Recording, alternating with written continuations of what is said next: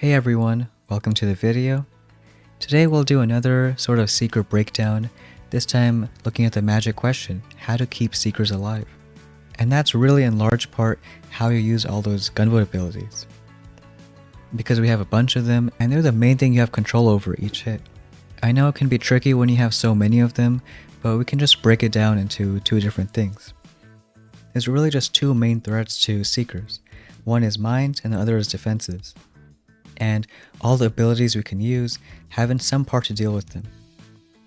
So even looking at just mines, normally small mines, they don't matter too much, unless you have like 17 of them all grouped up, maybe it's worth clearing. But often just a few here and there, they won't do that much damage. Boom mines are a bit different since seekers like to group up, especially moving from ER to ER. And in that case, you can clear some of them, but one or two here and there, it won't really mess up the whole hit. The big threat is going to be shock mines though, because not only do they stop seekers, but it gives a chance for other defenses to kill them. Some shock mines are worse than others. Usually you see shock mines right next to ERs, because that's where seekers are going to stand. Shock mines like this aren't as bad because even though they're going to get hit and stunned for a few seconds, there isn't a lot of splash around that area. So yeah, they're stopped in their tracks, but only a few boom cannons are going to hit them. But it's still worth clearing almost every shock mine. And if you look at the abilities, there's a few of them that can help do that. Flare is kind of weird since in an all-seeker hit, it doesn't do anything, but if you bring in HCs into the mix, then the heavies that come out can clear a bunch of mines. Another big ability is critters for mines. This season is special, we got crystal ones, but still, crystal or normal critters, its main job is just clearing mines. And this season is also cool since we have Cryo Bomb, which is probably the best ability for mine clearing. You get a bunch of them, it has a huge radius. So that's a main reason we use Cryo Bomb. And also this tree, we have Barrage and Art. That's kind of a double take, you can either clear mines with it, or kill a building. But especially Art is really great for shock mines since sometimes they're just one-off and you want to pinpoint kill one. So those four abilities are really the main ones we use for clearing mines. And on the other half, there's how to deal with defenses. Now not everyone is a threat to seekers. In fact, you can imagine any base just without all mortars, without all snipers. It really has almost no impact for seekers. You can almost say the same for something like boom cannons and cannons. Unless you have only one or two seekers for an ER, they're a little problem, but for the most part, you can somewhat ignore them. And then that leaves pretty much the annoying splash, so flames, machine guns, and some hard-hitting long-range defenses. Those are shock launchers, doom cannon. Shock blaster is a little annoying, but that's more for bullet. And even looking at this skeleton of a base, you can see every single flame or machine gun is right next to the ER. Because we know that seekers want to get close and you have to deal with them. Now you don't always have to make sure they're shocked or distracted. Sometimes you can let them hit your seekers. This season is a bit different, we have more troop health. So if you have a few ERs where you can't deal with the flames, machine guns, that should be okay. And there are some abilities to help deal with these guys. Flare still comes into play since on one end you can flare HCs to clear mines, but you can also flare them to kill a building, especially those hard-hitting ones like shock launchers. Smoke can help out too, since if you're going from one ER to the next, maybe keep them protected. I would say it's less useful, at least right now, since as you can see, there's not many annoying buildings between ERs. It's once you get there, then you have to shock or do something. Otherwise, there's not much between them. And we'll touch on critters still a little bit. Normally critters are just for mines, but because we have crystal ones with a lot more health, you can still use them to distract a little bit. Like if you throw critters right next to a machine gun, then maybe that flame is going to hit them instead of seekers. So you get 2 or 3 seconds of extra protection. But by far the best thing to stop defenses is one and only shocks.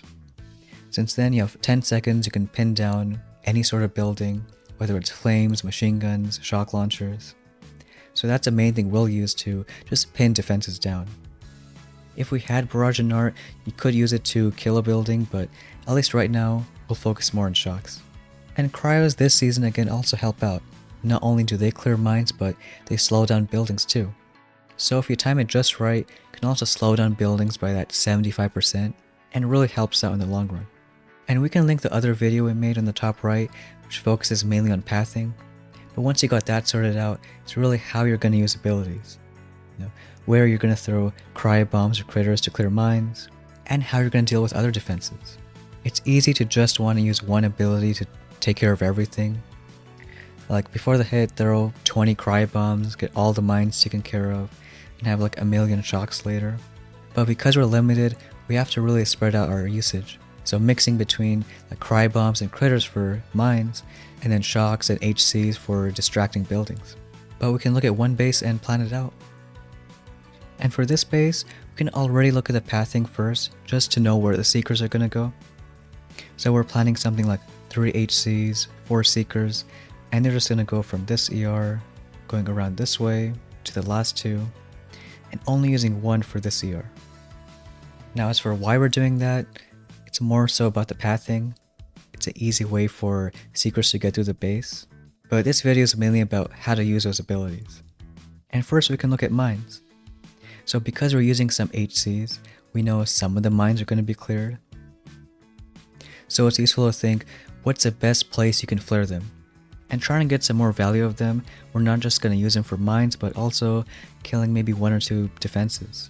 So if we flare the HCs to that one shock launcher, we don't really have to worry about that. So these mines gotta go.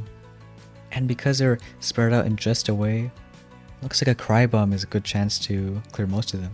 And then if you look further on the left side, got 2 more mines here. Because they're so grouped together, and there's not a lot of other buildings, 1 crystal crits could also get both of them. And then further into the base, we got a decent amount of shock mines over there, and that looks perfect for another cryo bomb, which would probably get all 3 of these shock mines. And then there is one last one there. Maybe if you flare HCs to that ER, it'll get it. But even if Seekers hit it, because it's at the last ER, it's not the biggest thing we have to worry about. And then as far as the right ER goes, it would be great to clear that 1 shock mine. And now we can maybe use either Critter or a Cryo Bomb. Critters are cheaper, but Cryo Bomb has a benefit of slowing down a bunch of other buildings. And that's really just one part of what we're thinking about. All the mines we gotta worry about, and whether we're using Cryo Bombs, Critters, or using HCs. And then the second part is how we're going to deal with all the buildings. So looking on the left again, we said maybe HCs can take care of this shock launcher. Only takes a few seconds to kill it.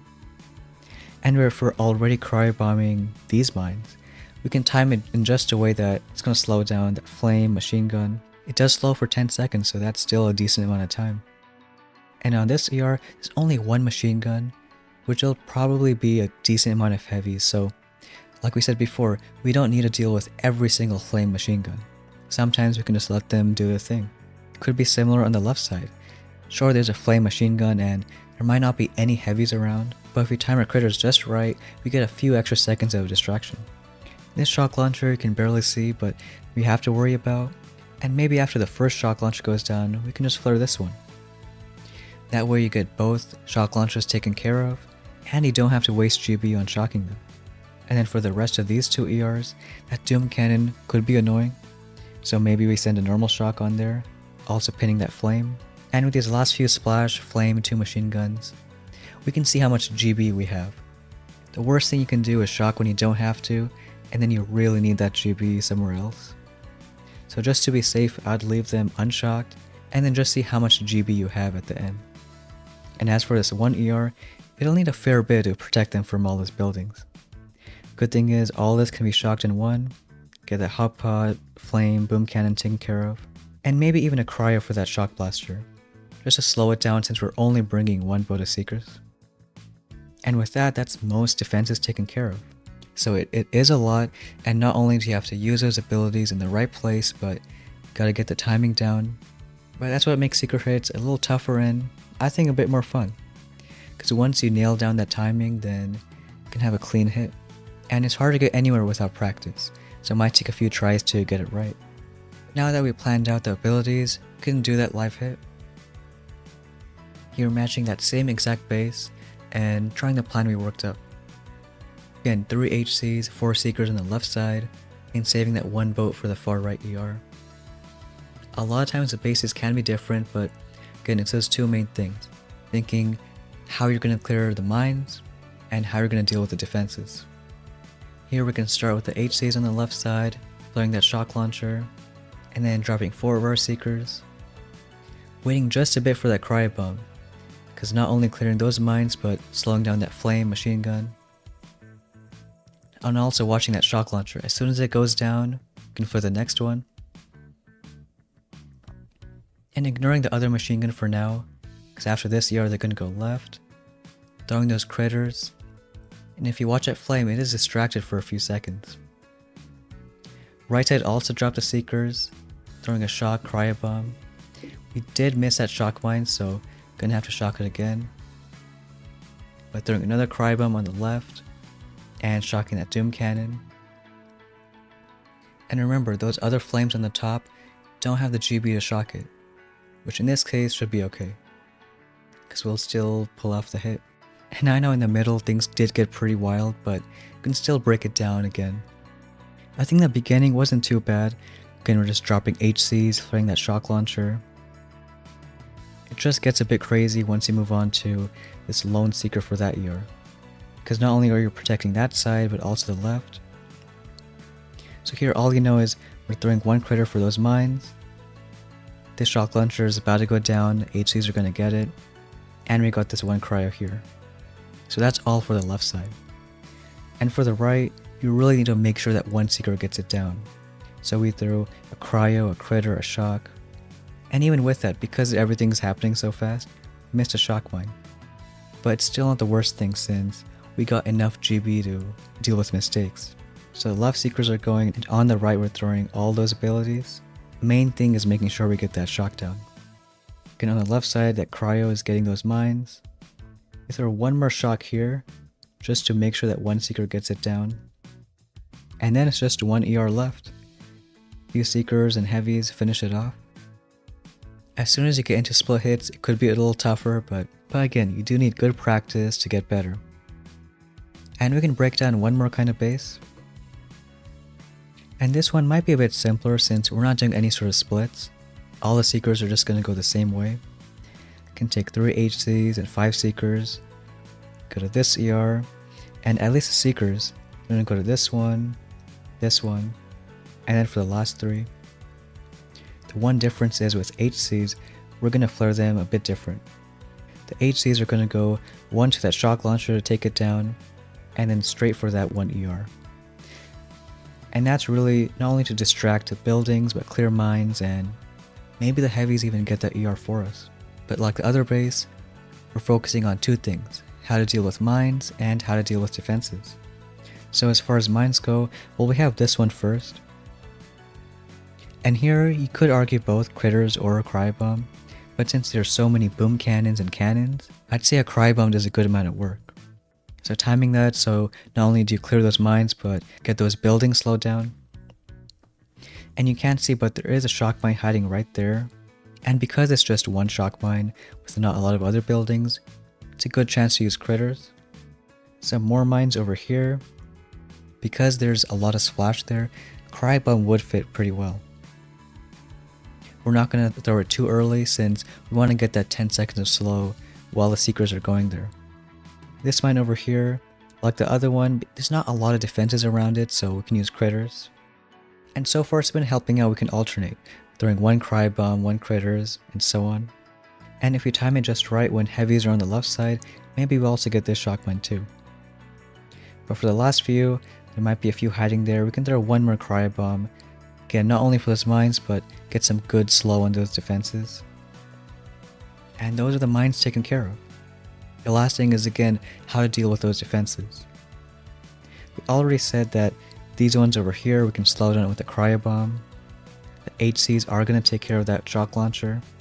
And on this right side, even though there's 2 flames and 2 machine guns, one cryo bomb might be enough to deal with all that. If we try throwing 2 shocks instead, may not have GB later in the hit. But because there's a doom cannon kind of on its own, very likely needs 1 or 2 shocks. So getting double use on that cryo, clearing mines and slowing down stuff, and shocking this that's too far for the cry to affect. And we did say that killing defenses or stopping them with shocks, they're not the only way to deal with it. Another way is just distracting. So because we're going to flare HCs all the way to this last ER, all the heavies that come out are probably going to distract this SO. And if they don't, we may have GB for another shock. Whereas here, if you have a hot pot that's a little closer to Seekers, we could save a shock for it, maybe alongside that flame and machine gun. Again, a lot of stuff to think about, but it does boil down to how you clear mines and how you deal with defenses. And we'll go ahead and show the live hit. Here we got that exact same base, and we'll do the plan we talked about. Again, flaring HCs to that one shock launcher on the left side, and then onto that final ER. So not too many flares to worry about. Go ahead and start flaring, dropping all our Seekers. We threw the Cry Bomb and Crystal Crits early, especially the Critters, since we get one shot from that shock launcher. And the Seekers are going to make their way to the right side, waiting on that one shock. So get that going, throw a Cry Bomb, and then flaring our HCs. Because we threw the Cry Bomb late, we got some good slow in those buildings. And like we said with our HCs, the heavies are distracting that shock launcher, so the Seekers really don't have much to worry about. As that ER falls, you can shock that hot pot and the shock launcher since got enough heavies on that top side. So with enough practice, if you can get those abilities thrown at the right spot at the right time, then that's a big step in getting better with Seekers. And we did touch on only a few of the abilities. This season is special with Crystal Critters and Cry Bomb, and we didn't even unlock Barrage or Art yet, but hope it's in small part better to understand what we look for in Seeker hits. If there's one thing to take away, I'd say it's just look for those two things. One, how to deal with mines, and the other, how to deal with defenses. And let me know how it works out. But that's going to be it for today's video. Thanks for watching, and we'll see you next time.